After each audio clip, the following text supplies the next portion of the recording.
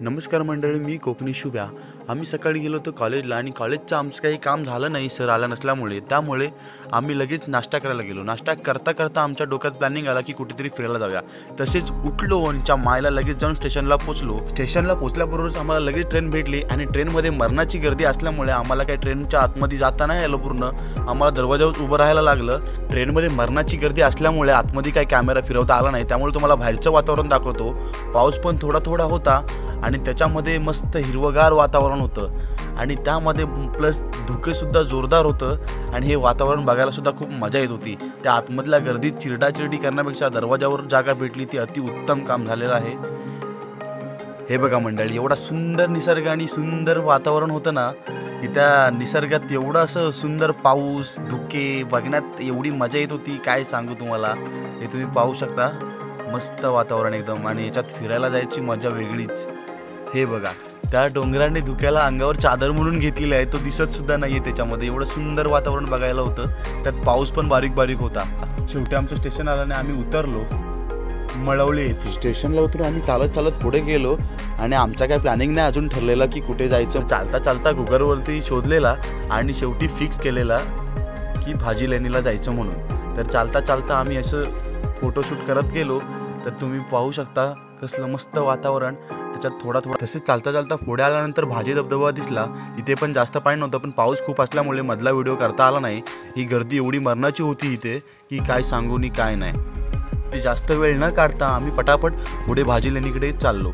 पाऊस पण थोडा थोडा असल्यामुळे मित्र बोलले की आपण येताना त्या वॉटरफॉलच्या इथे जाऊ, अंघोळ वगैरे करू, पण कशात काय आणि काय गंडवलं आणि ते तुम्हाला नंतर सांगतोच। हे वातावरण आणि मस्त धुकं होतं, इथे आम्ही तिकीट वगैरे काढलेले आणि लगेच वरती निघालेलो।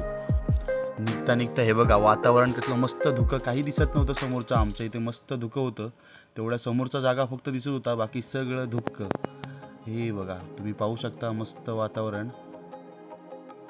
मंडळी, आम्ही आलो तो मळवली इथे, भाजी लेणी इथे। तर आलो इकडे, तर इकडे खूप मस्त वातावरण आणि धुकं पण मस्त सुटलेलं आहे, तर तुम्ही पाहू शकता। आणि आम्ही तिघंजण आलेलो आहे, हे माझे 2 मित्र आहेत। आम्ही असंच प्लॅन केलेलं आज कॉलेजला येता येता म्हटलेलं इकडे पण जाऊन येऊ, तुम्हाला दाखवतो पुढचं धुके वगैरे वातावरण मस्त।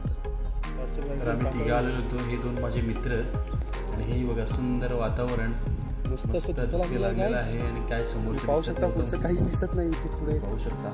हे बघा, एकदम सुंदर वातावरण। ह्या पायऱ्या चढत चढत वरती जायचं होतं आणि वरती आम्ही पोहोचलेलोच आहे। तर खूप भारी वाटतं या पावसाळ्यातून फिरायला इकडे, मस्त असं धुकं लागलेलं आहे। ही आमची टीम आहे, तिघंजण आमच्या बरोबर आहेत आणि मस्त चाललेलं आहे। तुम्हाला वरती गेल्यावरती मी केव्स दाखवणारच आहेत कसे आहेत।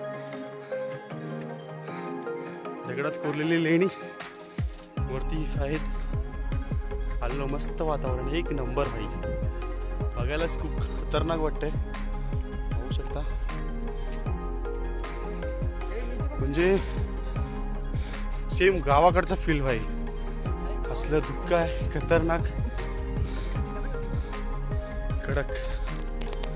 आणि हे बघा भाजी लेणी एक नंबरच, एवढं खतरनाक कोरीव काम ह्या दगडामध्ये केलेलं आहे की काय सांगू नी काय, खतरनाकच एक नंबर वाटतं। हे आतमध्ये असं आहे कोरीव काम, मला तर वाटतं त्यांच्यासाठी त्या काळात राहण्यासाठी रूम्स वगैरे असंच काहीतरी आहे आणि छोट्या छोट्या खोळ्या पाडलेल्या आहेत त्यांनी रूम्स।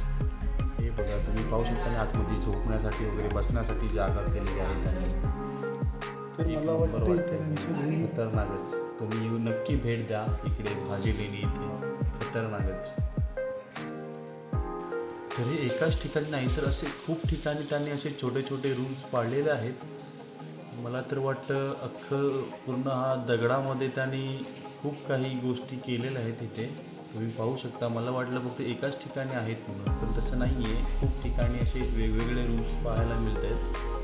खूप छान, म्हणजे पण खूप पडत होता ठेवायला पाहिजे होता, मस्त वातावरण तिथे। नंतर तिथूनच पुढे गेलेलो आणि हे असे मस्त कोरीव काम बघायला मिळालं। आणि हे पाहू शकता तुम्ही, दगडामध्ये मस्त अशा अनेक रथांचे वगैरे असे कोरीव काम केलेलं आहे त्यांनी, खूप मस्त। आणि तुम्ही पाहू शकता इथे एक्झॅक्टली मी पण नाही सांगू शकत की हे नक्की कोणी केलं, आणि इथे आतमध्ये मोठा असा रूम वगैरे असं काहीतरी आहे, त्यांनी लॉक लावून ठेवलेलं, त्याच्यामुळे काही सांगता येते. मंडळी वरती एवढंच बघण्यासारखं होतं आणि आमचा परतीचा प्रवास आम्ही निघालो खाली जायला. खाली जाता जाता असं सुंदर वातावरण होतं बघा. आणि मग आम्ही म्हटलेलं की त्या वॉटरफॉलच्या इथं जायचं आणि तिथे जाऊन बघा पुढे. तर फायनली आम्ही पोचलो परत वॉटरफॉलच्या इथे, माझे धबधबा.